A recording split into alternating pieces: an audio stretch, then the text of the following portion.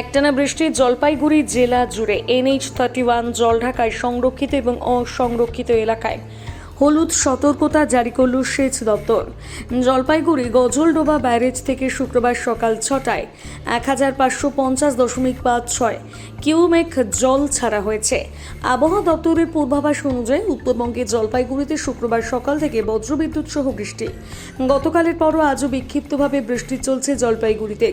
অপরদিকে 31 নম্বর জাতীয় সড়কের ওপর যে কোনো মুহূর্তে জল উঠতে পারে বলে অনুমান করছে সেচ দপ্তর। সে কারণে ইতিমধ্যে হলুদ সতর্কতা জারি করা হয়েছে সেচ দপ্তরের পক্ষ থেকে। জলপাইগুড়ি থেকে আবির ভট্টাচার্যের রিপোর্ট।